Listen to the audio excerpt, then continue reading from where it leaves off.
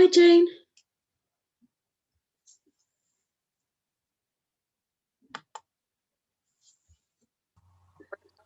Hi, Karen. Hi. Everybody all right? Hi. Yes, thank you. Hi, Jane. Yeah. Hi. Good to see everybody. Maybe Janice is on her way. It brightened up nicely today. It did, didn't it? Mm. Just a little bit over here. I think you've had it nicer there than we have. Yes, it started rain, but I can actually, well, enough blue sky to make several pocket handkerchiefs now. As What they about say. the sailor's trousers? Oh, maybe even the sailor's trousers. Yeah. Yeah. Jane, where do you live? Sorry? Where do you live? I'm in Cheshire. Oh, wow, you're a long way away. You tend to think that people are just round the corner when you're doing this Zooming, don't you? I know, it's funny, isn't it? Yeah, I feel like, woo, I'm a bit over there. Yeah. We did actually head into Yorkshire last week. We went to Harlow Carr. I love gardens, so I've been to Harlow Carr before, but we went there, which was nice. And was told by my mum to get her something from the Betty's shop, so I had to take her a little tea cake. Did you have to wear masks and things at Harlow? Well, obviously, if you go inside anywhere, obviously walking around. To be fair, it was that really hot day last week. Was it what day did we go? The Wednesday, and it went really warm, and it was busier than I kind of hoped it would be. Because I don't know whether it's because everything we've all gone through. I'm slightly freaking out if I feel somebody's all getting a bit too close, but it was okay because you can kind of walk over. We went in the wood bit, and then there was a little gazebo, and we'd taken food, so we just sat and had like a picnic in there, and that was just lovely. But people were queuing for nearly an hour to get food in Betty's. Why would you not take food with you? Well, I probably wouldn't have if I was going, because I would think I'd like to experience Betty's. Oh. Yes, I think it's always expected that there'll be a queue for Betty's, isn't it? Yes, yeah. Hi, Janice. Hi, Janice. Hi. We got a takeaway tea instead, and Nigel had something naughty, my husband, but I have to say I didn't do. Well noted. Go to the top of the class. Maybe not. So how is today feeling with the full moon at 20 to 8? How is it full moon today? Oh, God, you normally go a bit funny when it's the full moon. I've had a lovely day today. Good. Yes, I've had quite a nice day. Have you had a nice day? Oops. What did I do there? Oh, hello. I don't know what I did there. I'm still trying to get used to this laptop. Sorry. We can hear you. We can see you. Can you not see us? Yes, I can now. I just turned you off. I turned you off by accident for a moment. Right. Who belongs to the t-shirt now? When was the full moon? 20 past 8 tonight? It's 20 to 8 tonight. 20 yes. to 8. Oh, so it's like rich. Well, it's whilst we're talking then, probably. Yet to come. Yes. Yeah. Wow. What sort of things do we normally expect? I'm not really into this moon thing, so. Well, it can depend what sign it's in. So it's actually in Capricorn, which rules the bones, the skin, the teeth, and the knees, funnily enough. But a full moon can bring all sorts of challenges with it, depending on what else has been going on more recently and personally to everyone. And so, for example, because it's in Capricorn, it might affect someone with a Capricorn moon more, or a Capricorn sun. Mike's got a Capricorn sun. And also, this one is going to be a bit stronger because the last full moon that we had was eclipsed, and the last new moon that we had was eclipsed. And because the full moon is still very closely aligned with the Earth, and there's that gravitational pull from the sun, it can bring a lot of positive ions into the atmosphere, and it can be uncomfortable. Oh, Right. But we will have a look at that. I'm gonna text my mum and say, look out, full moon. 7:40. She'll Yes. introduce it.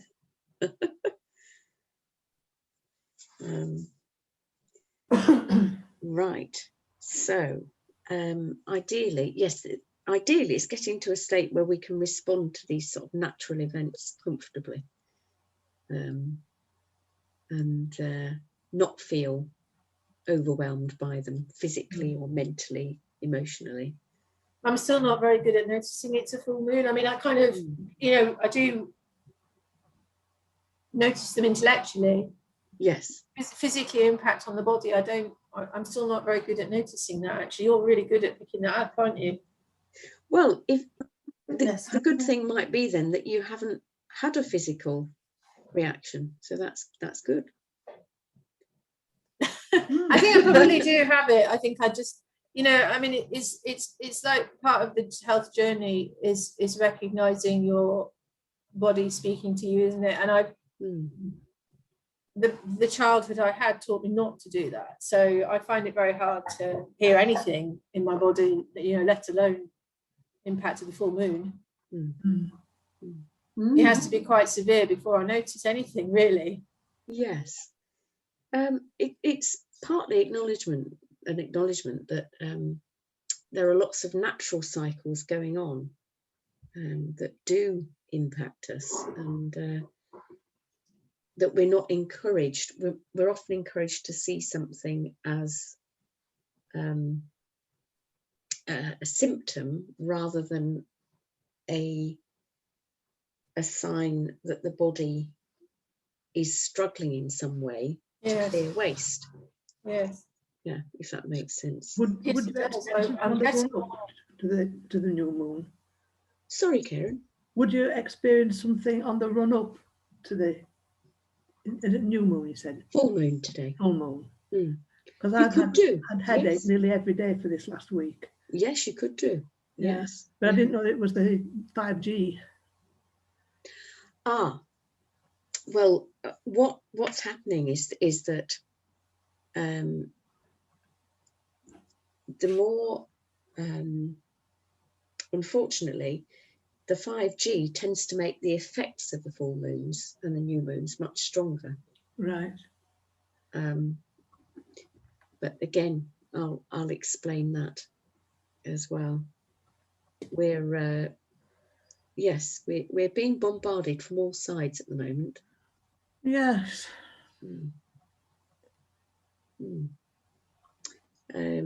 I'll grab the presentation and we'll see what we can do about it.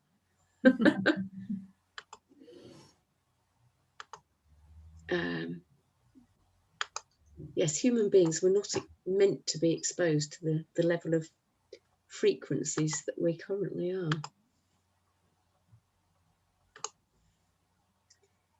So we are going to have a really good look at water and other related substances and how they impact on the body.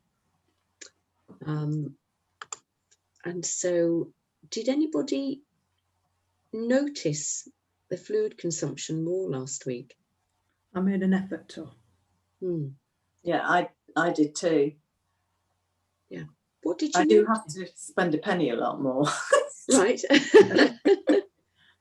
Even in the middle of the night, urgently. Yes. Right. Yeah. Yes, that will ease. That will ease. Really? Yes, it will. What especially as we go through this and we put other things in place that will help you hold the water. Is that like crossing your legs more? Yes, you just get more adept at it. And hopping to the loo. Yes, yes, that one too. Oh dear. Oh dear. No, that would not be good. So we're going to have a look at the many ways that your body uses water and how and why being dehydrated can cause pain and illness. And there's a little quote there. Actually, I haven't noted who that's from. But what I like about it, water is sufficient, the spirit moves over water, is that when you think about all of these healing places that we've mentioned, such as Lourdes,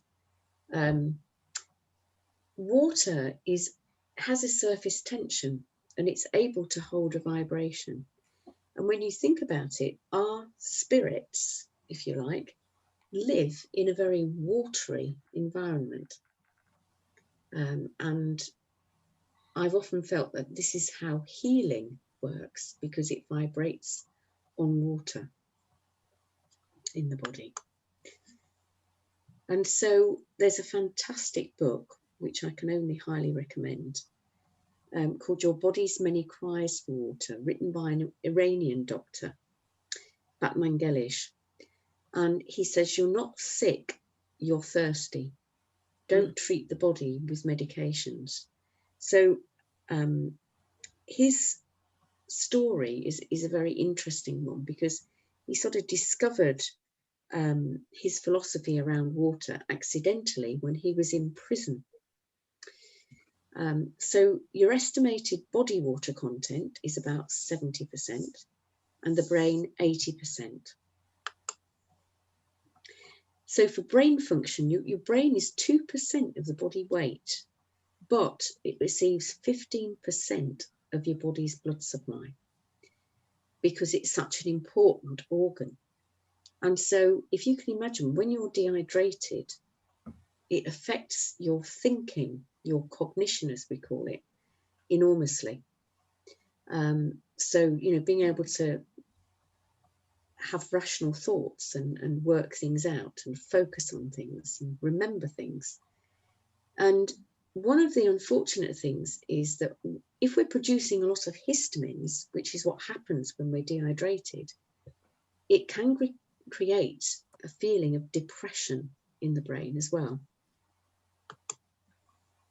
So if we just look at mast cells, it's the mast cells in your body that release these pro-inflammatory cytokines or histamines.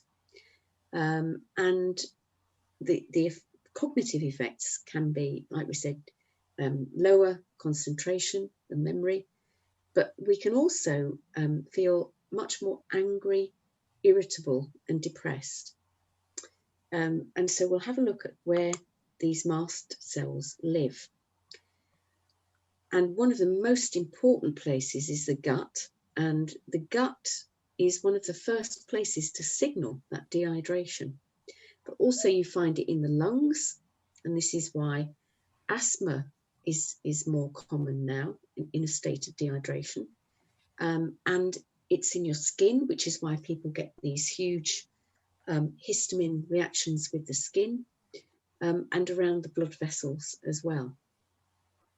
And so they're located at the very boundaries between your tissues and your external environment. And the gut is an external environment, just like the lungs and the skin. And so just thinking about histamine and what effects it has, just thinking about asthma, what happens is when we're producing a lot of histamines is that our bronchial tubes constrict, they contract. And what they're doing that for is to reduce that water loss that we were speaking about last week from the lungs. Now also our peristalsis, which is our intestinal motility of our gut, that muscular contraction and relaxation that pushes the food through in various states of digestion.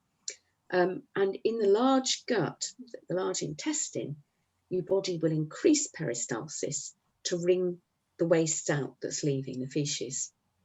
So signs of histamine activity are things like allergies, such as your hay fever, skin reactions, asthma, depression, and chronic pain in the body. That can be anywhere. And unfortunately, with the medical profession interpreting it as disease, we tend to treat it with antihistamines or painkillers, and gradually the first signal switches off. We lose that first signal, and next week we'll have a look at what happens when that first signal switches off. But unfortunately then the antihistamines come in, they switch off the signalling that the body's giving you. Hey, excuse me, I need some more water, and the dehydration continues. So if we just look at your blood, it's 55% blood plasma, and so that's the skinny part of your blood, and your watery part of your blood plasma is 83% to 92% water. Huge constituent of water, that clear part that you can see in the test tube when it settles out. And so just looking at the circulatory system, and I've pinched this from Feridun's book, is to look at high blood pressure, because when we lose a lot of water because we're chronically dehydrated, about 66% is lost from the water that's held inside your cells. So you can imagine why the Liverpudlian tutor I had was saying, that little cell is terrified, it's cocking its pants, because if you've lost that much water, you know, it's going to be getting very stagnant inside those cells and very challenging to continue the metabolic processes that should happen in water. So about 26% of it is lost from the water volume held outside the cells in your extrastitial fluids, in your lymph cells, but about 8% of it is taken from the water in your vascular bed. Now, your vascular bed are the tiny little blood vessels at the ends of your circulatory system, all of your capillary, tiny capillaries. And what happens is that they shut down when you're dry, so that you close them up to compensate for water loss. And that shutdown in all of these tiny parts of the blood circulation is what raises the blood pressure in the rest of it. So, and probably most of us know somebody who's got high blood pressure. So then thinking about your muscles are 79% water. So if you can imagine, if you go for a long walk on a warm day, and then the next day you think, oh gosh, my muscles are aching like crazy. Really, for every hour of exercise, we need an extra pinter or an extra 500 ml of water. So, you know, visit to the gym, replace the water, because we lose that water through sweat, but our muscles need it for recovery. And then thinking about your lungs, it's no wonder that they shut down if they're dry, because your lungs hold about 83% water in their cells. And so thinking about how we transport oxygen to the cells on our little red blood cells, water is involved in transportation of everything in the body. So whether that be nutrients, waste, oxygen, hormones, neurotransmitters, all of it is transported by water, because it's like the canal or the river that carries things along. So your kidneys are 79% water. They are what the Chinese call the water organ of the body.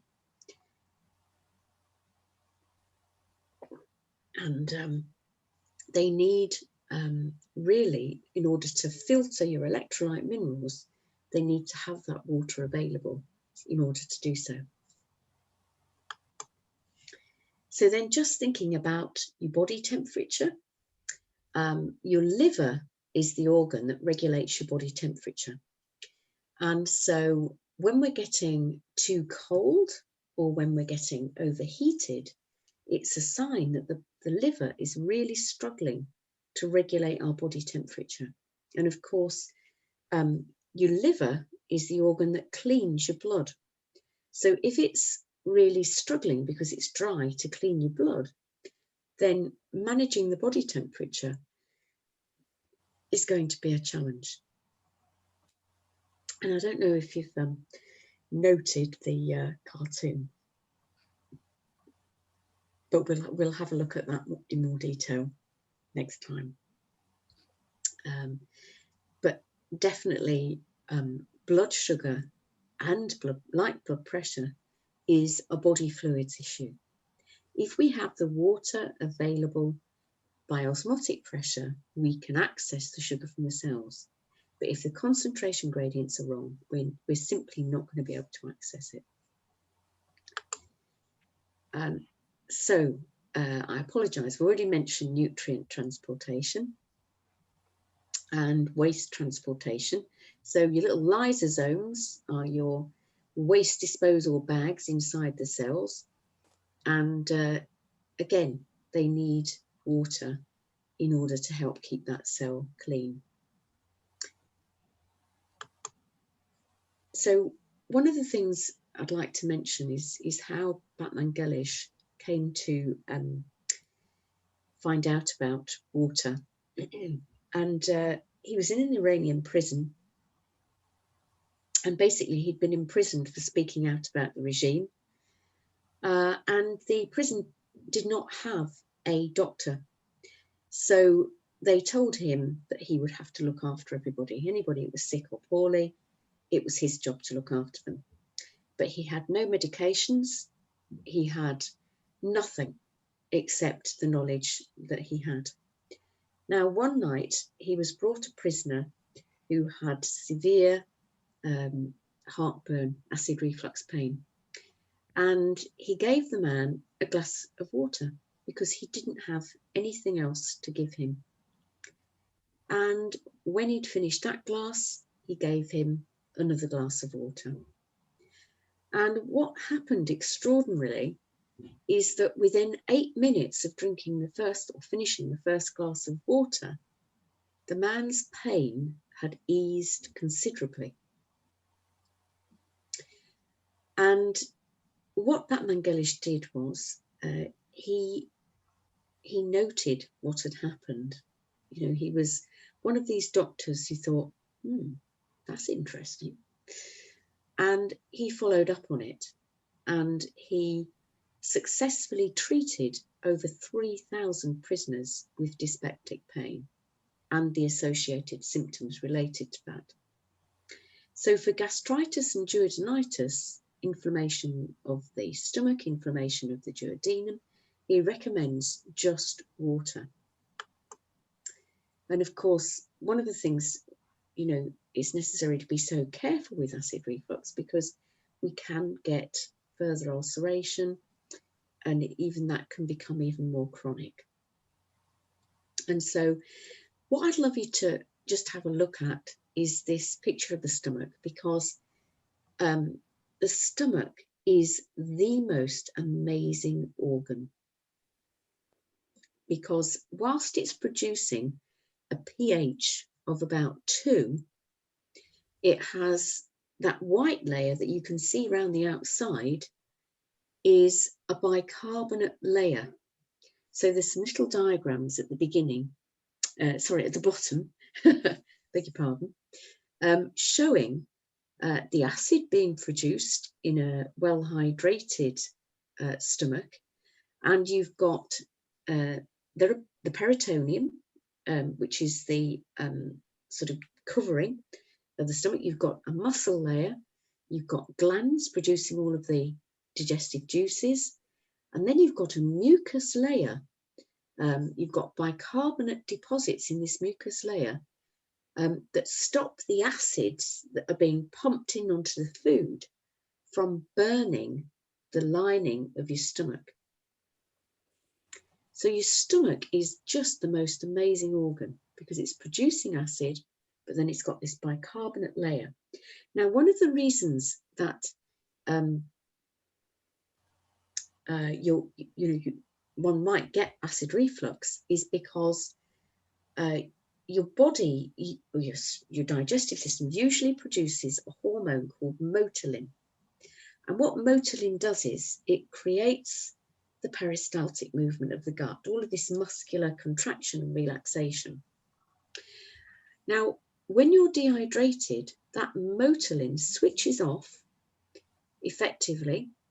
And what it does is it says, right, we haven't quite got enough water to digest this. What we're going to do is we're going to open the esophageal sphincter wide and close the pyloric sphincter, which is the entrance. If you can see that stricture at the bottom next to the duodenum, there's a muscular sphincter there called the pyloric sphincter, and your body will close that tight and open the esophageal sphincter wide because it's trying to push the food back out whence the direction it came, because it's saying, I haven't really got enough water to digest this meal. But of course, the esophagus doesn't have this bicarbonate layer that you can see at the bottom. And so what happens then is that your esophagus sort of goes, ow, ow. And depending how far that acid washes up, even to the throat can get very sore. And so then you can see the dehydrated diagram on the right, where the mucus layer is really struggling. And there's this mucus layer right the way through your 30 foot of intestines, producing mucus from the goblet cells. But the more hydrated, the more efficient your digestion is, because you have to pour on an enormous amount of water to food in order to break it down. Is this okay? Yes. So we've got this lovely mucus lining in the stomach, producing the alkaline solution so that it's stopping the acid breaking through that mucus layer. When we've got it breaking through that mucus layer, then the acid penetrates and we get the pain. And so the idea of drinking water half an hour plus before you eat is that you're actually preparing your body to digest that meal. Can I ask a question? Of course you can. Just going back to the histamine, I'm just trying to understand where those histamine cells come from and how they're involved in this. They're not. They're Okay. not involved in that part of digestion. So where are they then? Just trying to Histamine cells are in the lining of your large gut, and they are reactive to whether there's enough amount of water so that you don't have to wring the feces out too thoroughly for it to leave the body. And so as soon as that dryness occurs in the gut, the mast cells will start to produce histamines. They're not connected with the acid heartburn. So they produce the histamine cells, and that, what do they do then? They produce the histamines, which causes allergic type reactions. It causes your lungs to contract and hold water. So, some people might not get asthma, but they might find that their breathing is quite tight and shallow at times when they're very stressed. And so their function, the function of a histamine is what? What do you believe? I'm just trying to water. Okay, that's really helpful. Thanks. Yeah. I've got it now. That's fine. Yes, because it causes the gut to wring more water out of the feces, and it causes the lungs to contract, and it will, it entirely depends on the person. So for some people, it might hugely impact on their blood sugar and contribute to allergies. To others, it might impact on their lungs and contribute to asthma. For others, it might contribute to constipation.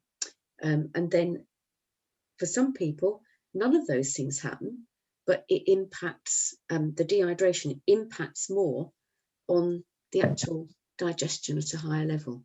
So it entirely depends on your own story, if you like, your own health case.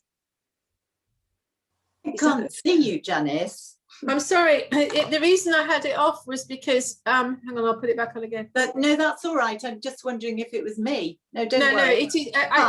Because I'm juggling a lot of things at this end, so I was just trying to eat my dinner. Oh, good. So I'm listening, but I was just eating my dinner whilst I was listening because That's fine. I have no other time tonight to do it. So that's fine. So, Susie, can I ask, please? Mm. All this water that you're referring to sounds like an ocean. And has it all got to be pure water, not like good tea or anything else that's liquid? Yes, the ideal is that that 2 litre, that 4-point water loss is just water. But we don't need to start pouring it in overnight. It's better to build up slowly. I can't imagine being able to drink 2 litres of water. No.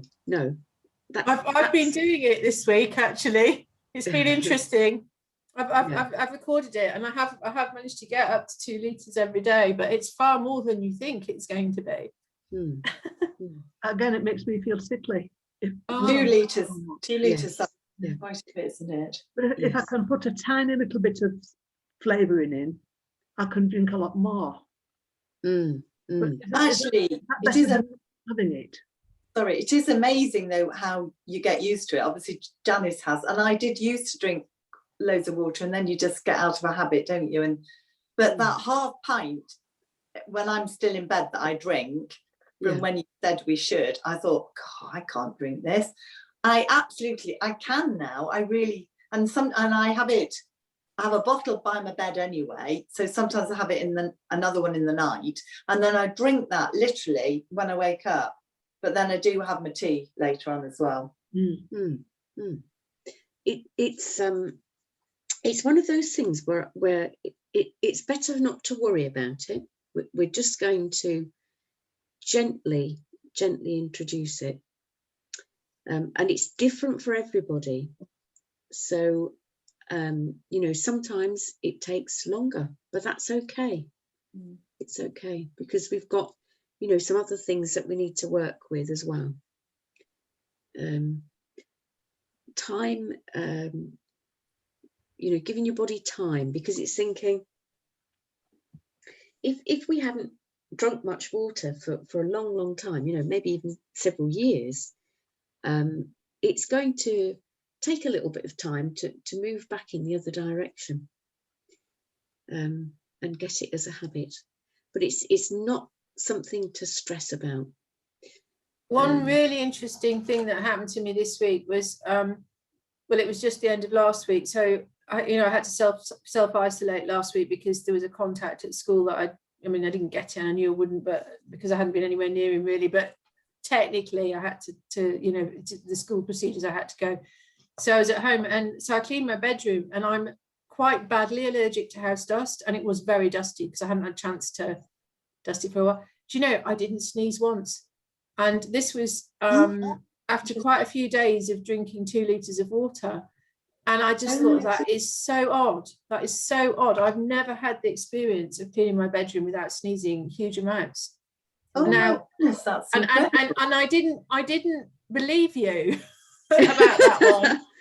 But I'm now thinking, oh my God, maybe there really is something in the fact that dust allergy and water are linked. Yes, yeah.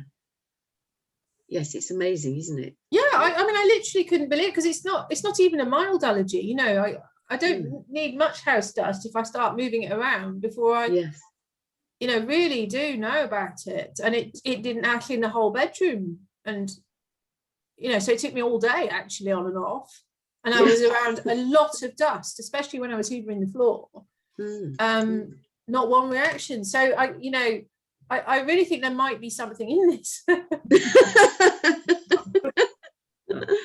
You might have discovered something now, Susie. Yeah. Yeah. Well, yes. If we can dust comfortably, that's something, isn't it? It's gosh, yes. not something we want to do very often, obviously. No. Oh dear. So it was part of my program to relax, actually, Susie. It was part of this 12-week program. I was clearing a space. Yes, but anyway, and I didn't, you know, it wasn't as if I was thinking, oh, I'll just see if I sneeze or not. It wasn't even in my mind. No, it was only about halfway through the day when I was right on the floor, and it was, you know, you could see the dust. I thought, oh my God, I'm not sneezing. Excellent. Amazing. Yeah. It's a great chi raising exercise, isn't it? Clearing clutter and so on, clearing. Well, just to have a bedroom space that was clean and clear of mess. I mean, the whole of the rest of the house is still a tip, but I've got one okay now. Yes, one down. Yeah. And so just having a look at your little cells, you know, because each and every tiny little cell has a mass of other tiny little organs in it, one of them being the mitochondria. As that water comes through the cell membrane, the osmotic flow, does everybody remember osmosis from school? Vaguely. Or other studies? It was a long time ago. Yeah, high concentration to low concentration. That's it, yes. It generates a spark, a voltage gradient, change in electrical flow. And we use that to manufacture this ATP and GTP energy that drives the cells. And this is why dehydration affects cell function, because we're not, we don't have enough water there to actually make energy inside the cells.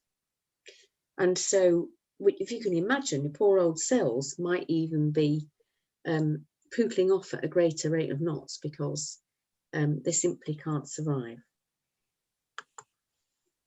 So water also protects your joints and your organs. And, you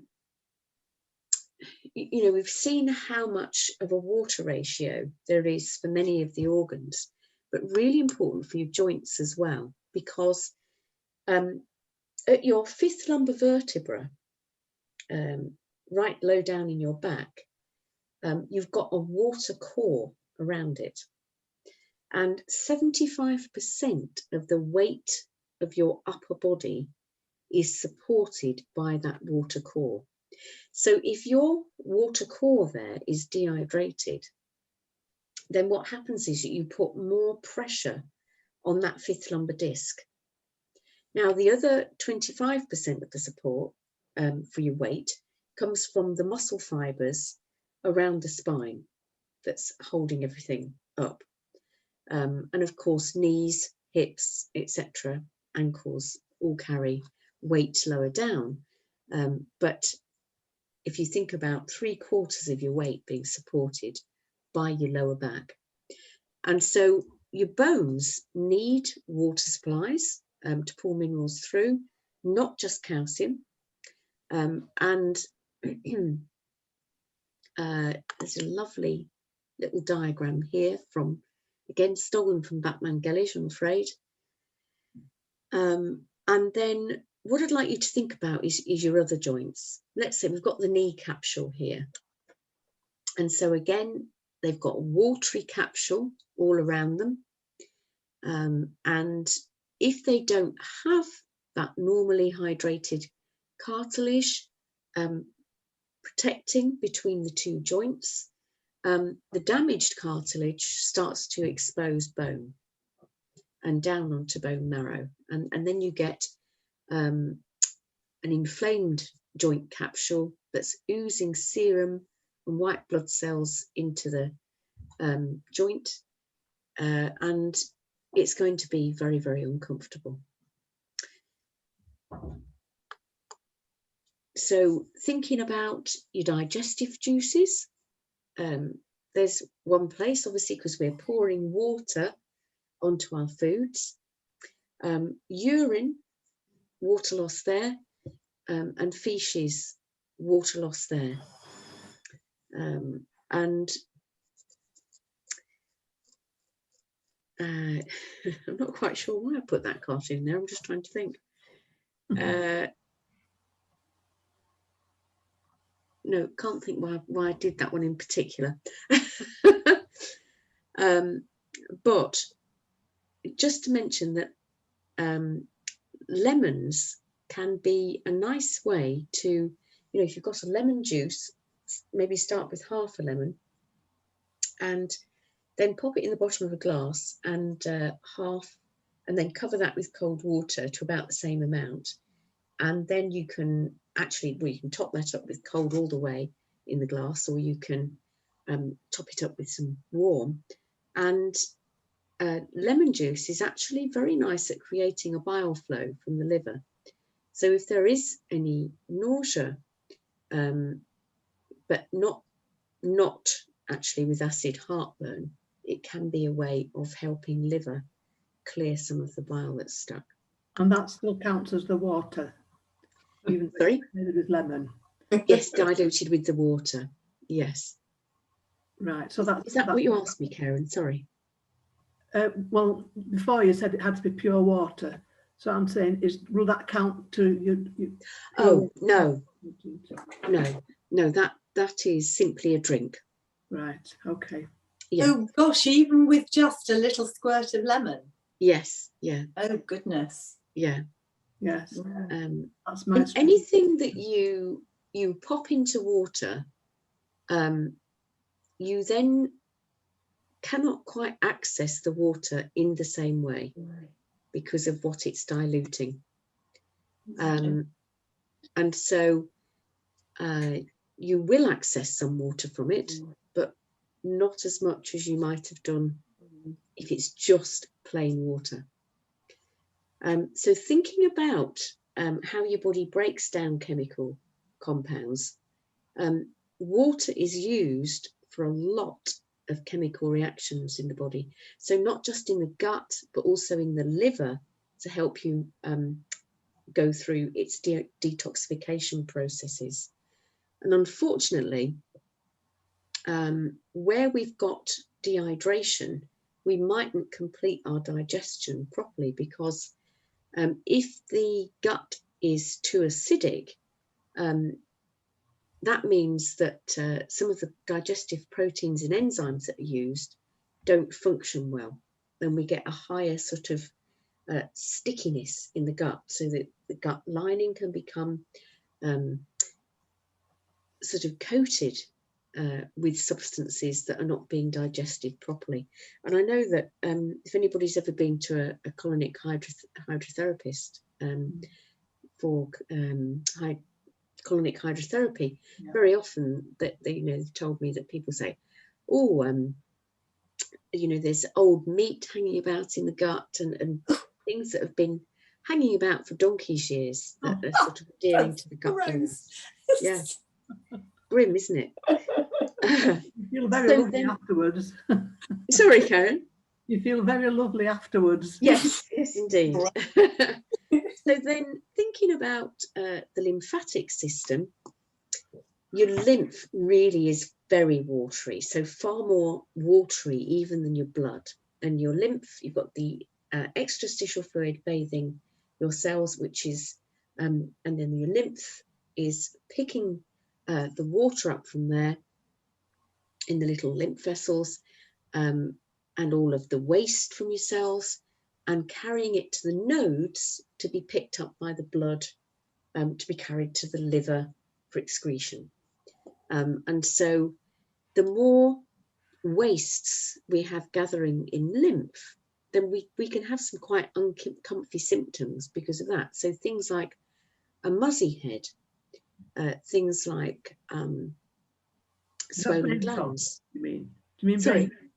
Are you calling that brain fog, mushy head? Brain fog, yes. Yeah. Yes, that's a good way of describing it. Yes. Brain fog,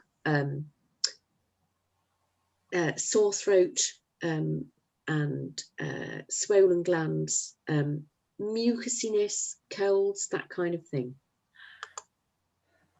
So thinking about skin and perspiration, you know, it's going back to the exercise. If ever we're exercising, or if ever we've got these lovely hot days, we are losing a lot of water through the skin. And, you know, it's one of the best places to lose it from, because your skin, according to the Chinese, is like your third lung or your third kidney.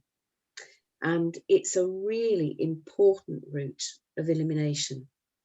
So sometimes I meet people who tell me, and you know, very often actually it's been joggers, funnily enough, but they'll say to me, when I go for a run, I only sweat from my head.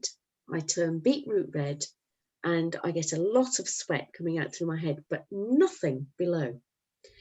And ideally, really, we need, you know, obviously underarm sweat, places like the feet, the body to be able to sweat efficiently, not just the head.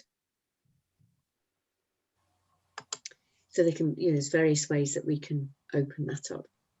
So then thinking about nervous system, nerves also have little water channels. So if you can imagine how tiny each nerve is, and there's a water channel in there that helps transport nutrients along the nerve that create that signal that is going to carry the messages through your body. So if we're dehydrated, it disrupts this proper nerve function, and we can get pain anywhere in the nervous system. Now, if the nervous system is affected, the dehydration has reached quite a high level. And one of the things that people tend to feel then is anxious. And so, you know, anxiety really is a symptom of the nervous system, and it's reflecting the dehydration there. And so, again, that's something we need to switch off dehydration alert and help reduce those anxiety levels in the body. And again, it takes time, because very often we've taken several months or years to get to this place. So I've probably nagged you enough to probably think, yep, every body system needs water. So what are the signs of dehydration? Well, a dry mouth really is the last outward sign, because our cells are already dehydrated at that point. Now, urine, looking at the urine is a good, you know, good place to look, because it does signal how dilute things are. And if it's somewhat dehydrated, then it can be a bit yellow. Or if you've taken a B supplement and you're excreting some of your B3, because it is a water-soluble vitamin. But if there's severe dehydration, then the urine can become very dark, even an orangey colour. So one of the things I'd love you to just have a think about is the qualities of water, because water can be a liquid, it can be frozen, or it can be steam. And so often, you know, in literature, you might have read about someone who was very stressed, something like she froze, or she had such an enormous shock that, you know, she was incapable of moving, or something like this. You know, you'll get the heroine of the story, and she's she's frozen, or she can't run from the tiger. She's, looking at it, she's staring at it because she can't flee. And so thinking about a frozen state, if you like, emotionally, is that the dehydration, again, is quite great. Whereas we want this fluid, we want flow to take place. We want there to be some drive and power behind the water.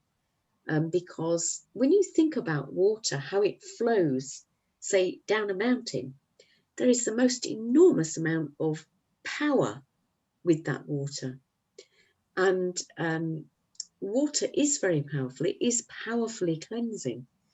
And it's all about partly connecting to our motivation. What drives us? What motivates us? What can flow in the body? And of course, also at a mental level, it enables us to think clearly. It enables our neurotransmitters to dock, our serotonin for serenity, our dopamine for get up and go. And it helps create that pH of an alkaline environment in the body, and gives us our ability to choose a response. So response ability, as Stephen Covey would say, the gentleman that wrote the 7 habits of highly effective people, that when we have an external factor, we can actually choose a response to it rather than react to it. And we're actually far more able to respond quite differently if we're well hydrated than react perhaps if we're not. So as you may have gathered, the more dehydrated we become, the more enormous the internal stress. But please don't be stressed about this because you're doing something about it. So the body switches on this situation of the dehydration alert, and it starts to produce various symptoms that let you know that it's struggling.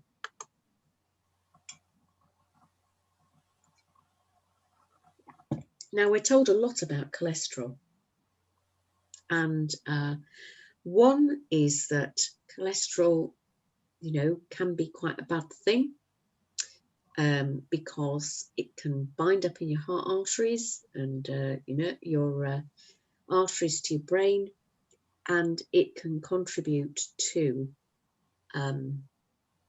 obviously heart attacks and strokes. Now, we are going to go into cholesterol in a lot more detail in another session. But what I'd like to mention at this stage is that each and every tiny little cell is about 50% cholesterol in its membrane, 45 to 50%. So it's a necessary part of each of your cell membranes.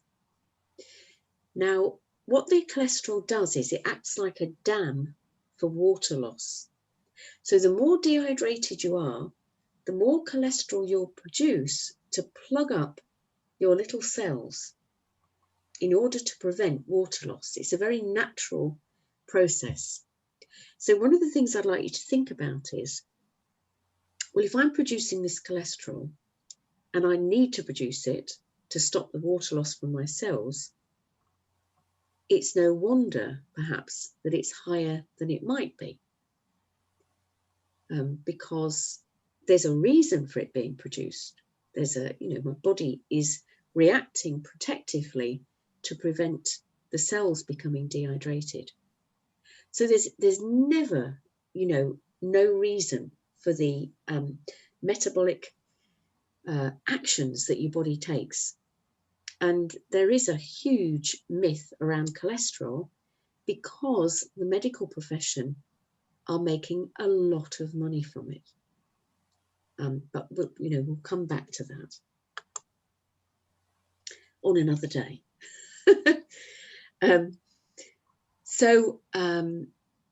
If we think about normal circumstances each day, we lose about 2.8 litres of water a day, 1.5 litres from urine, 750 ml of the skin, 400 ml because we breathe it out, and about 150 ml contained in faeces.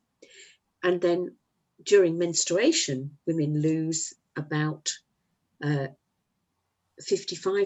water each time they bleed. So, sorry, 55% of the flow that they lose is water.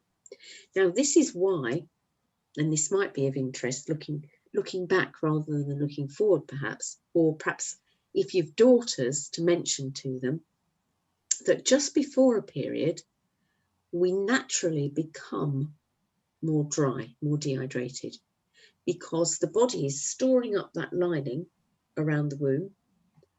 And of course, that's drawing water from elsewhere in the body as we create that lining, which is going to be lost. And so that natural dryness can contribute for some women to pain in the abdomen or back, to headache, to maybe even nausea, to feeling grotty, feeling grumpy, etc., etc. So just a tip for daughters there. If you think about normal circumstances, your body makes about 1.3 litres daily from metabolising food.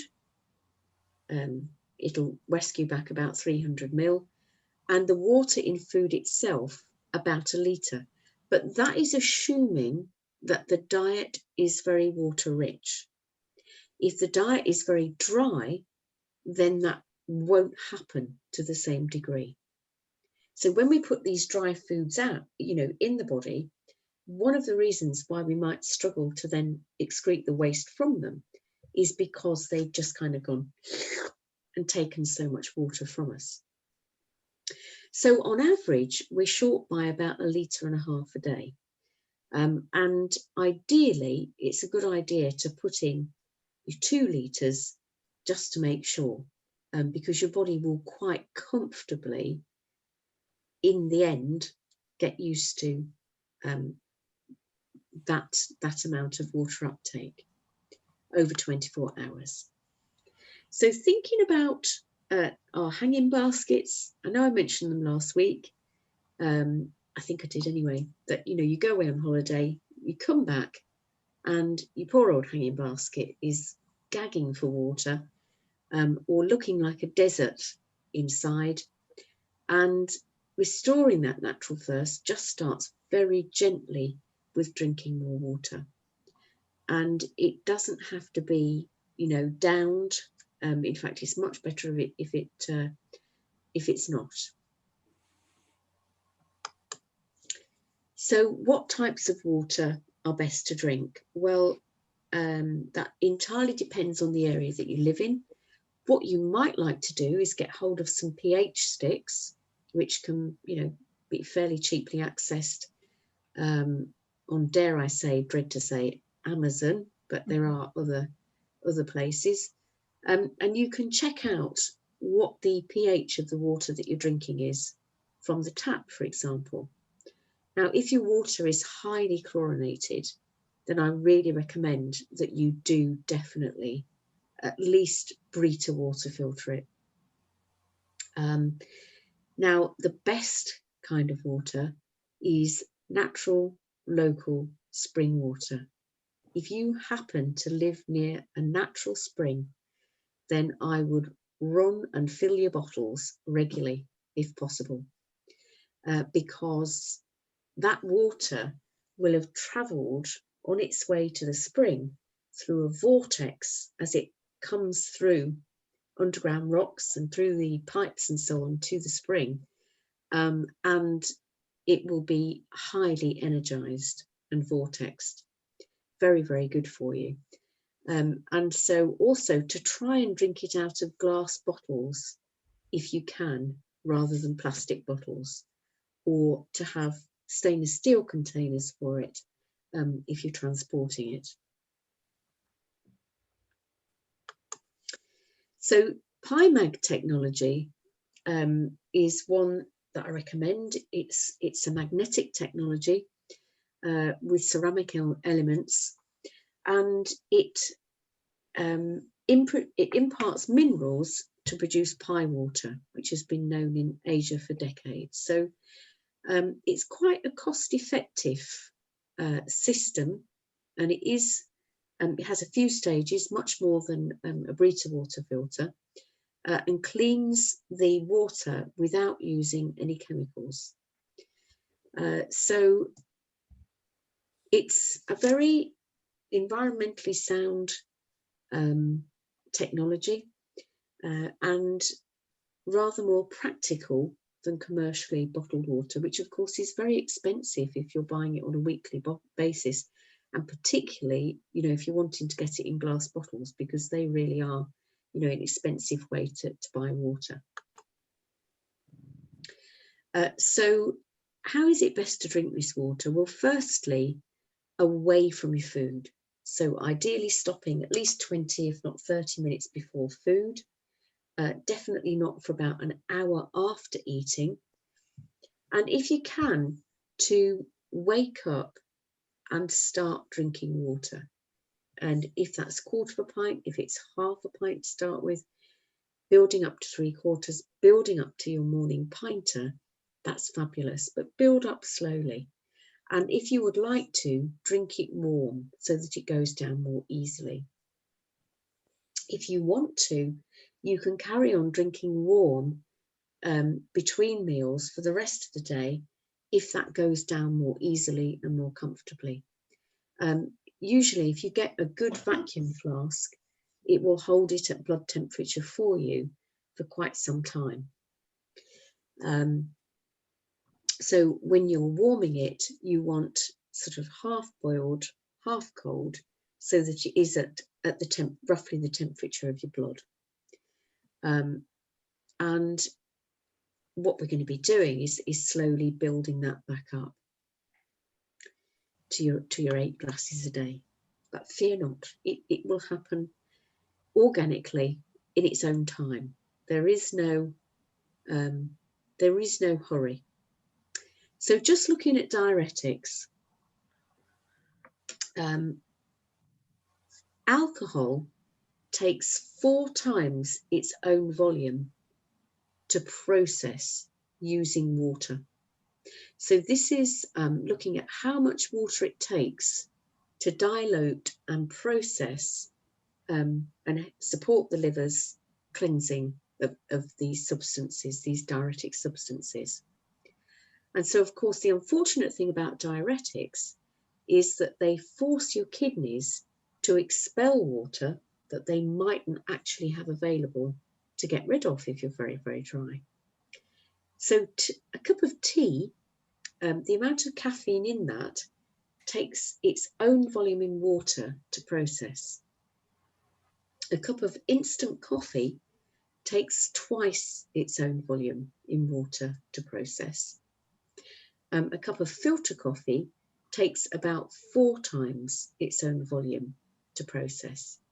But the Starbucks type, you know, shots and things can be anything up to 32 times their own volume to process, because they are so concentrated and so drying.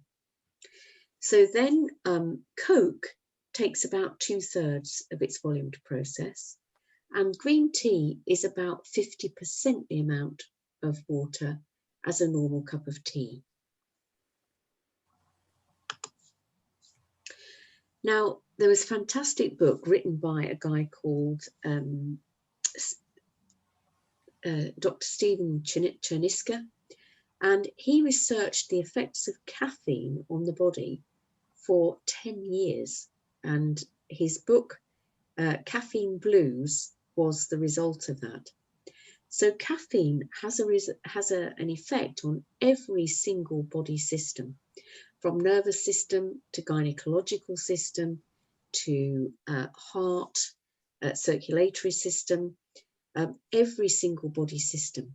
And it's probably just worth mentioning at this point, again, not so much of an impact, even though we do have a cyclical process to a degree, even 15 years after menopause, is that women are much more greatly affected by the processing time of caffeine in days 1 to 14 compared to days 15 to 29 of their cycle.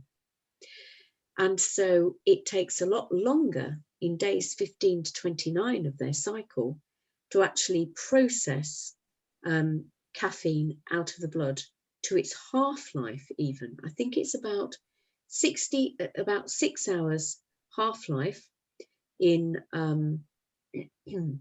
days 1 to 14, and about 12 to 14 hours half-life in days 15 to 29. And this is why it can have such a greater impact on women during their cycle. So what caffeine does is it triggers a release of sugar from the liver by targeting your adrenal hormones, your cortisol, your adrenaline, which, like, you know, a couple of jump leads makes you excrete those hormones, which makes you release sugar from the liver, the muscle cells, etc. And Stephen Choniska came up with the term caffeineism, which he says is what happens when we drink caffeine. He said we put the body into a constant state of alert, and he said it's actually like living in a war zone inside the body. And so the kind of things that happen because of that blood sugar disturbance are, you know, feeling knackered, anxiety from the jumpiness, mood swings, sleep disturbances, irritability, and also depression because of the dehydration. And what's interesting is that they reckon that in a state of depression, there can be about a 40% water loss from the brain. So this is a quote from Dr. Robert O. Young, who wrote The pH Miracle for Weight Loss and The pH Miracle as well. And he reckons that 1 milligram of coffee, if you inject it directly into the bloodstream, is a killer. So there's enough in an ounce of milk chocolate to do in 6 people, and enough of in a cup of strong coffee to see off 200 more. So the thing about this is that unfortunately, it does go through the digestive process, which doesn't obviously have quite the same impact, but it is incredibly drying. And what's interesting about weight loss is that the more dehydrated we become, the more likely we are to hold weight. And we're holding water as part of that. We can hold up to 2 stones in water. Okay. Yeah, as excess weight. And it's again, you're back to that camel effect, that the body is dry, so it's holding water in inappropriate places. So just having a look at fizzy drinks, if we think about these drinks, they account for more than 1/4 of all drinks consumed, and unfortunately can be quite a high proportion in school age and even down to 2-year-olds' diets. And it's no wonder when you see these little kids whizzing round, you know, that they've very often been given something like this, which is like rocket fuel in terms of blood sugar in a little person. So there's a 12-ounce can per day for each man, woman and child sold a few years ago. This is taken from an American website, actually, Dr. Mercola, but it has horrified me several years ago to know that a fizzy drink machines are in our senior schools. And the interesting thing about anything carbonated is that it will take valuable minerals from you, the carbon, as it passes through the body, because it's got a floating electron. But the phosphorus in fizzy drinks also depletes your bones of calcium. So just thinking about alcohol, the liver can metabolize about 1 ounce of alcohol an hour. And what alcohol is able to do is pass the blood-brain barrier, and it stimulates the brain's pleasure center with dopamine. And so it's a little bit like sugar, similarly, has a similar effect. We're stimulating the opiate receptors in the brain. Now, we've got about 20% absorption of it in the stomach and about 80% absorption in the small intestine. And alcohol is metabolized by the liver into acetic acid. So it converts to carbon dioxide and water, which unfortunately is what generates the calories from alcohol. But if the alcohol consumption continues and it's then not able to do that conversion, we start to get signs that the poor old liver is unable to detoxify as efficiently. So we start to turn quite pink or red with that rapid blood flow to the skin. And obviously, some of the effects later can be that sort of headache, nausea, drowsiness that come with the hangover. And then you've got things like the menopause. People sometimes find that they find caffeine and alcohol quite challenging once they get to menopause, because they've lost that route of elimination, which is the period. And unfortunately, it's one of the substances that I often see is contributing quite heavily to hot sweats in the menopause.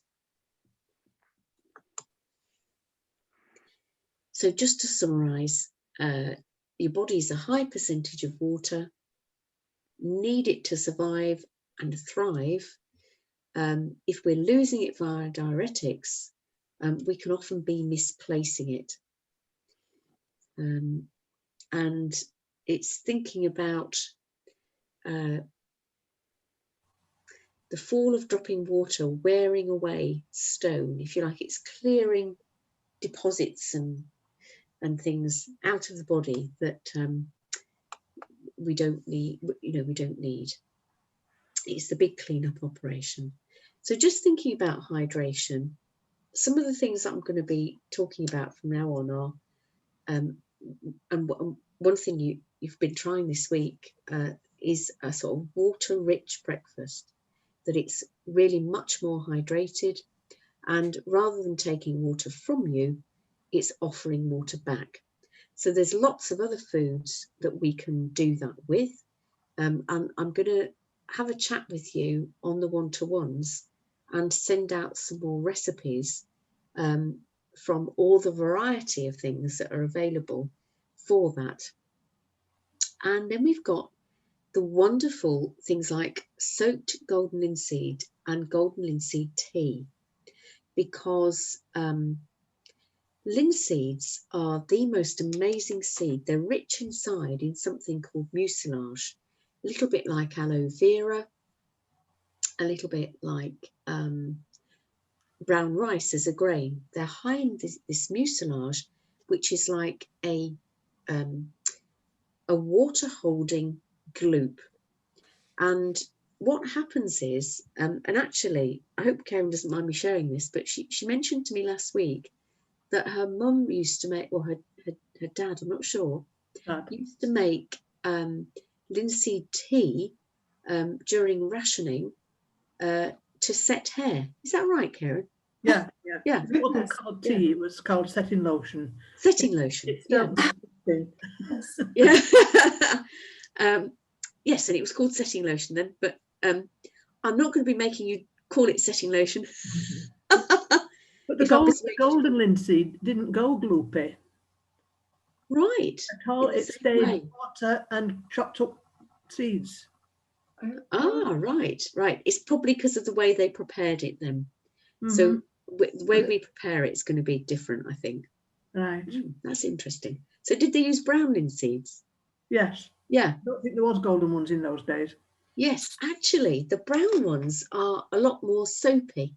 So that would probably work really well for setting lotion. Yeah. Yeah. Or soapy looking, not necessarily tasting. So then we're also going to have a look at alternative drinks. And so I'm going to go through these with everybody as appropriate to see how you get on. One of the things I would say about linseeds is that, like the water-rich soaked fibre, for example, for breakfast, that you start to offer slow water back to the body. It's that slow water again, that the body, when something's coming through held in a food, has time to absorb gently and steadily water from the fibre. And it can make such an enormous difference to that collection of water that we were looking earlier. You know, your body getting about a litre of water from your food. And that means you haven't got to pour water onto it because, you know, it's much easier to digest.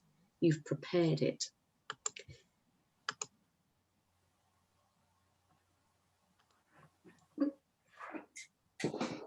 Any questions? Wait till tomorrow.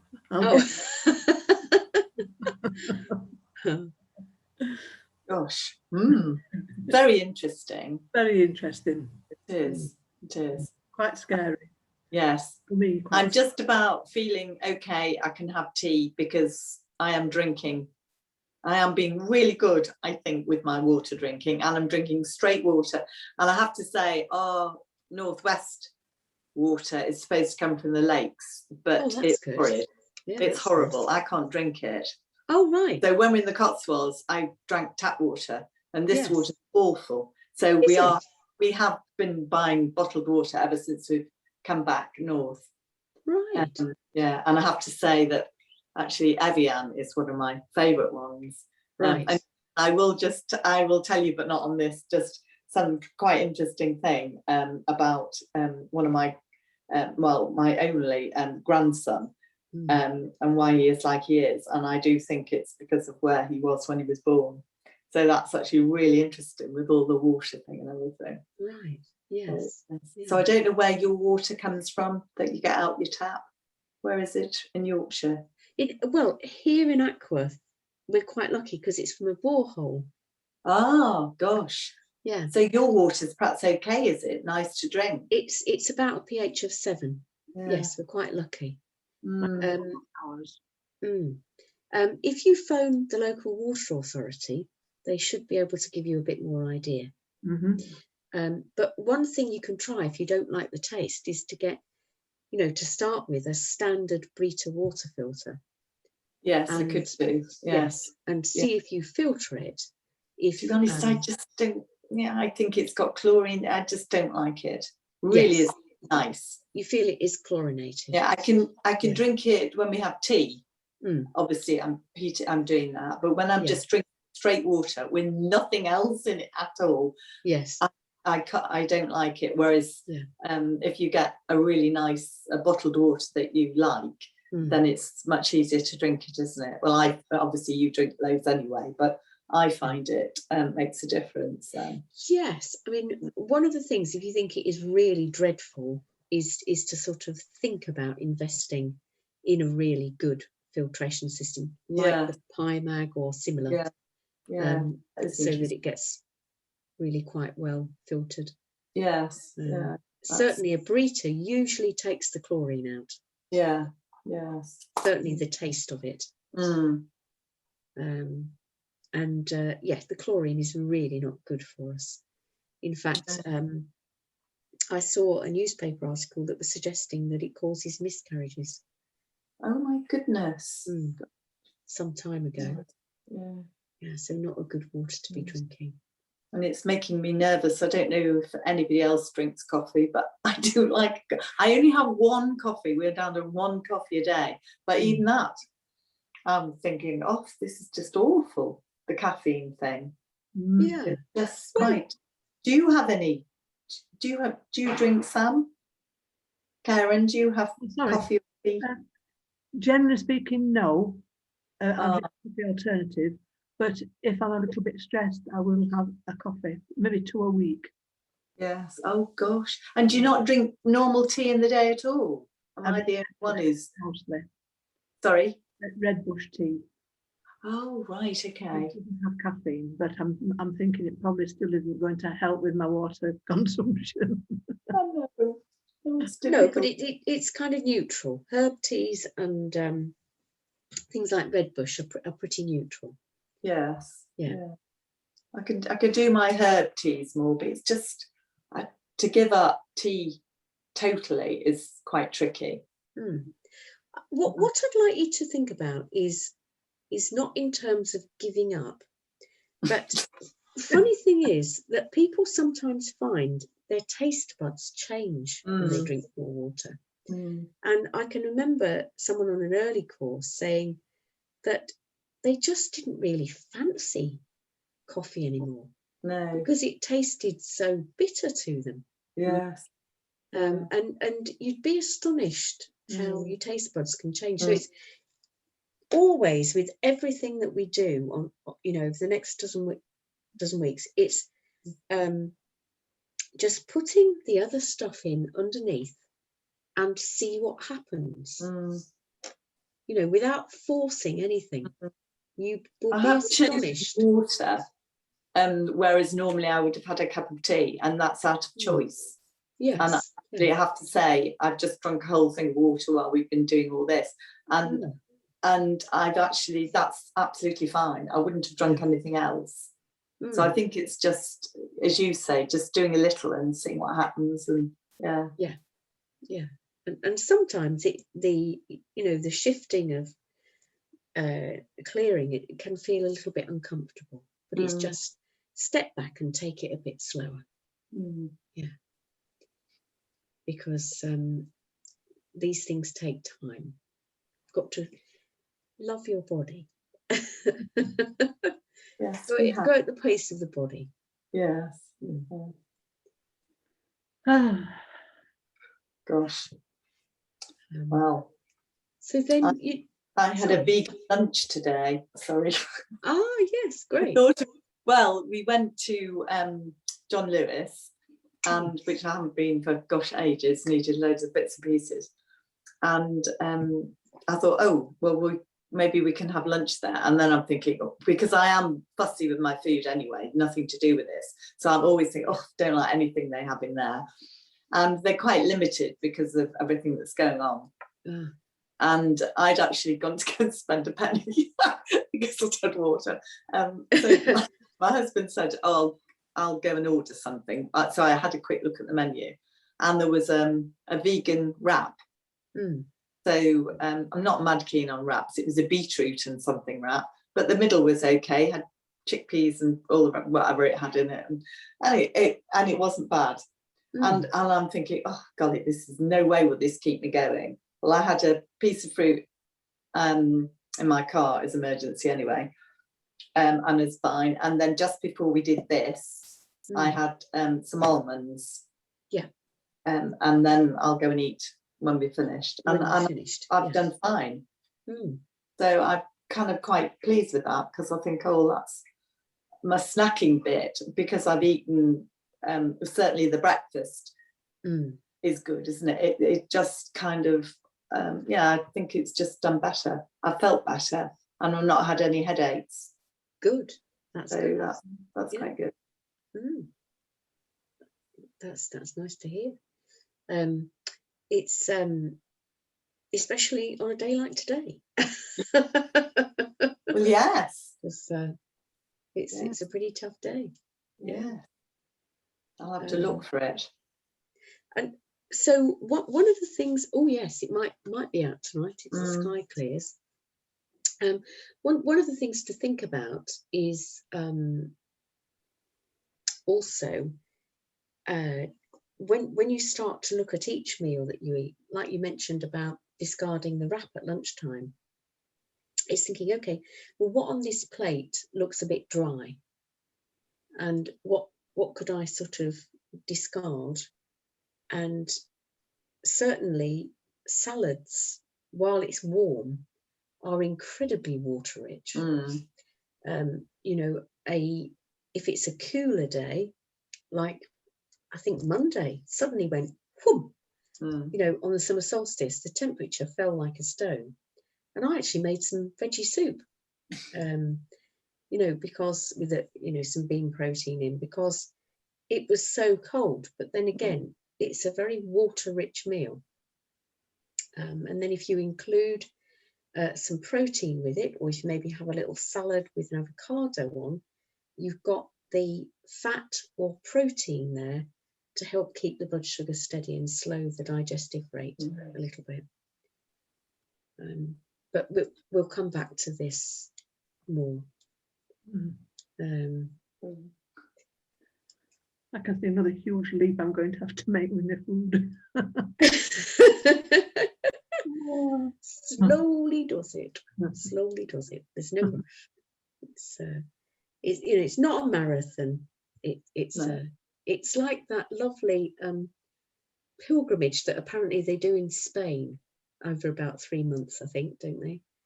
I can't remember what it's called, but a friend of ours did it years ago, and he said, you know, each day you just set out and you just keep walking, and eventually you get there. Well, I think if we start to feel tiny bit of differences and we think, oh, that's positive and whatever, then it just makes us want to keep going, doesn't it? I presume. Yes, that's true. No, yeah. So the fact that kind of, well, we're only on a bit week 1 or week 2, whatever. I think I already feel better than I did a few weeks ago, just from little tweaks. So it kind of, you think, oh, this is going to be interesting. Yeah, it's really surprising. I mean, I can remember seeing, interestingly, it was a psychologist who'd been sent a lady to work with who was several stones overweight. This lady was enormous. This was in the US, and he said to her, can we just change one thing? He said, and interestingly, he said, what I'd like you to eat for your breakfast is oats. And he said, I'd like you to have porridge every morning. I don't care what you eat the rest of the day. And he said, if you want, you can put a little bit of golden syrup on your porridge. If you want, you can put anything on it you like, but just get that porridge in every single day. And when that woman came back to his office, I don't know if it was a couple of months or 3 months later, he was absolutely astonished by how much weight she'd lost. Oh my goodness. And she'd really struggled to change anything in her diet. You know, she'd kind of gone on to diets and off diets, like people do. They often sort of have this roller coaster on and off diets. And it is amazing just how change one thing. Yes. Yeah. And then she just changed water. No, she just ate porridge for breakfast every single day. Right. Yeah. So it's sometimes making one thing a habit can slowly make an enormous difference. And of course, oats are very slow burning, and they would have helped keep her blood sugar steadier through the morning. Even with the rotten old golden syrup on, if she put it on. I don't know if she did or not, but yeah. Interesting. Yeah. You can't go wrong with porridge. No, indeed. Many a Scotsman, I'm sure, would agree with you. except they put salt on it. Oh, no. I put salt in it when I'm cooking, when I'm making it, just a smidgen. But I love porridge with black treacle. Oh, Black treacle. oh, Do you know, Karen? It's what is in it. Yeah. Years ago, I used to eat it with molasses. Yeah, well, I think it's the same thing. Yes, yeah. Yeah. Molasses is, you know, these sort. I mean, it's high in B vitamins. It's high in magnesium, potassium, iron. I used to just have a flat teaspoon of it in, and it, again, because it's kind of like the nutrients that have been taken out of raw cane sugar. There's very little sweetness in that. Yes, I must have like it. Yeah. Yeah, it's a nice one. Can I just ask? Oh, sorry. of So course you can. finished, and then I'll ask the question. Yeah, no, carry on. The blood pressure one. I mean, so much of all of this you talked about is I can really relate to. You know, it's very much a lot of my issues. But what I was struggling with on this talk was that it triggers high blood pressure if you're dehydrated, whereas I've got really low blood pressure. Yes. And so I was just thinking, well, I can identify with all of this, you know, as a problem, except that I've ended up with low blood pressure. So why would that? How's that happen then? Yes. Because it also relates to, in a way, they're low and high is the same story, in the sense of, now let me classify that. They're about the fluids in the body, but very often, if the blood pressure is low, the blood sugar can be more impacted. And so then energy is affected more. So it's about that thing of each individual suffering the dehydration in a different place. And when your blood sugar goes out, when it goes, you know, is often low, when your energy is low, it can keep the blood pressure low. So it's simply a different effect of the dehydration. It is very interesting, like somebody else said. It's, you know, it's fascinating to listen to it. Well, you know, each of you are very different in the way that the dehydration shows itself up in your body. Well, I was explaining to you that I always had really, really, really low blood pressure. So low that I was always falling about. Oh, that's interesting, because I'm more like that. I've got really low blood pressure. But since I've realised it's to do with being dehydrated, because all of those symptoms about dehydration, I've got them. Yeah, me too. Now my blood pressure's gone, well, for me, high. You know, it's gone into what's classed as normal, but for me, mine has always been both numbers under 100. And how long do you think how long have you been thinking about it? Trying more water? Oh, only a couple of weeks. Okay, and it still made a difference. Oh, well, I haven't taken my blood pressure since then. I am risked it. Just a minute, sorry, I'll be back in a minute. Sorry. Oh, is there? oh. I think it's a delivery. Oh, that's very interesting. I'm actually the other way, because my blood pressure is higher because it's sort of in the family. But I'm hoping that this, because I really don't want to take any medication. Yeah, absolutely. Yeah. And it was only when we moved up north that she said you're a little bit on the high side. At which point I told her all the things that had happened. And she said, okay, that could have just caused an issue. And then we've had this pandemic, so I haven't been able to go back in, which I'm quite relieved. But I'm hoping that this will maybe just pull it down, so she's not going to go on at me a bit. I mean, I'm convinced it's thinking. Oh, sorry, Karen. I was going to say I'm convinced that I'm. Can you do this on the table? I'm sorry. God, talk about having to juggle things. I'm juggling so many things in one go. Oh. We've got dinner. We're all coming for dinner. Oh God, I won't even. It would take up too much time to try and explain what's been happening No, tonight. don't. Yeah, I'm not even going to bother. But yeah, sorry, I'm back. What did I miss? I got to the low blood pressure was also caused by dehydration. What was the bit I missed? Well, Sorry, we I we're was just still saying talking about blood pressure. Yeah, it's and really interesting, isn't it? Because I mean, I've had this flipping low blood pressure for all my life, Oh, and goodness. yeah, could have done with known it a lot earlier. Although, I mean, I've known it for a few years because of this talk before, but you just get out of the habit. And also, it is tricky. I mean, I work in a school, so to nip out to the toilet in the middle of a lesson is not easy. no. So one of the reasons that I've got out of the habit is because it just became too difficult to put myself in that situation. And this last 4 days at school, I've had to be, I have actually left 2 or 3 children on their own in the classroom, run out to the toilet and run back, which really I shouldn't be doing. But if I drink the water, and so I have to set them all up and just, so I've got to go and do some photocopying. I'll be 1 minute and then, really.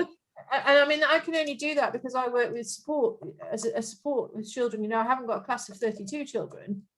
I've got 1, 2 or 3, usually, possibly 4. Well, And sometimes I can't leave them. There are some children I cannot leave. I can sympathise with that because one of my health issues is an overactive bladder, and it stops me from doing all sorts of things. Everything that we do, I have to plan where the toilets are. Yeah, or you have to plan when you drink water. Anyway. So drinking all this extra water means I'm going even more. Yeah. So I mean, it is tricky. Although you were saying that, Susie, that it does settle down a bit. There are several things that we're going to look at which will help. Yes, yeah, and part of it is being able to use the water and hold the water in your body. And you don't mean things like, sorry? You don't mean crossing my legs? No, without crossing your legs. Yeah, and I mean, obviously it takes time, but it will get better. Yes, it will get better with what we're going to put in place. I've got every faith. Well, it is really a big problem, and it's the same going around town. On a Saturday, I think again I've got out of the habit of drinking much water on a Saturday because I'm in and out of town a lot through the day, just finding things that I need for the next week, the children and me. Now, if you've got to continually stop, walk all the way through town back to wherever there's a toilet, go to the toilet and then go back to the, it's really quite frustrating. Yes. And there's very few toilets open in York at the moment because of COVID. Yes. Well, I think that's appalling. Yeah, I mean, it's just the usual ones like Marks and Spencer's, and but a lot of the shops that also had toilets have gone bust or are not open again yet. You can get a card, that says that you have a health condition that means you need the toilet urgently, and people will quite often open up the disabled toilets for you. Yeah, I mean, I find that quite reassuring. I'm trying to avoid getting to that point. I think I was just trying to make the point that it becomes a management issue of being near and accessible to toilets, and that can cause problems. Yeah, it will change, but it's time again. I think I think that is true, because I found that with the juices when I started juicing with you. Oh my goodness, I had some really severe reactions to that for quite a long time, weeks. But now actually my body doesn't notice if I have a juice. No. There's no difference. Yeah. Right. Is that enough for this evening? Sorry, Karen, did you want to say something about blood pressure before? No, I think I said it. Oh, you think you said it? Yeah. Okay. Okay. I will look forward to seeing you tomorrow, and I'll get the recording transferred onto YouTube, and Yeah, send it I out want to tomorrow. see it all again as soon as possible. And the handouts and the slides. Wonderful. Brilliant. And try not to worry or feel anxious about about A, making changes, about B, how long it's going to take, or it's just that steady walk each day of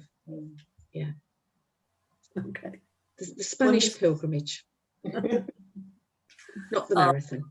That's brilliant, Susie. Thank you so much again. Yeah. Thank you. I very don't much. actually I haven't felt nearly as anxious the last few days. So Oh, good. That's good. great. Yes. Yeah. And that's something I'm get a bit panicky about, so many things. So yeah, no, that's good. It's good already. So yes. Yeah. So we'll see you tomorrow. Yeah. Can I just stay on to ask a quick question, Susie? Is only a quick one. You don't have to hang around for this, everybody else. It's just to do with the allergies. Yes. So it's to do with food allergies. I mean, I have dust allergy, I have food allergies, and I have food sensitivities. Allergies would be extreme to say that, but food sensitivities, and also I can get hay fever. I'm just trying to understand how the dehydration and the production of histamine causes an allergic reaction. That was the bit I was just going to ask. Because when you're producing the histamines, it flares your immune system. There's inflammation. One of the other factors, yes. And so you get the inflammation that contributes to the watering eyes and sneezing. And why is that worse with pollen or dust, or what makes that worse? Because you've got an external sort of stressor as well. So not only is there internal stress in place from the dehydration, which will also impact your blood sugar, because this is actually what I'll do is a few weeks ago I recorded a session on allergens and blood sugar. Yes, I think I've been saying to you I need to listen to that one again. Yes. It was what I'll do is I'll send that out as well. Yeah, I need to re-listen to that. Yeah. Because I couldn't quite grasp the connection as to why, say, dust, breathing that in creates why does your body see that as a stressor when you've got a lack of water, when it wouldn't if you had got a lot of water in? Why does why does it recognize a food or as a stressor all of a sudden? Because it's already internally stressed, and if you think about that dehydration contributing to some of your mucous membranes shutting down, some of them are dry, so where normally they'd be very well moisturized, there's that irritation. Okay, right, that makes sense. Okay, sorry, I think I'm through with the questions. No, okay. that was interesting. That's a good one. Yeah. Okay, so I'll speak to you tomorrow then. I'm going to get off now so that you don't have to hang around anymore. Bye. Seeing you. Okay. Bye. Cheerio. Bye. Thank you. Bye. Bye.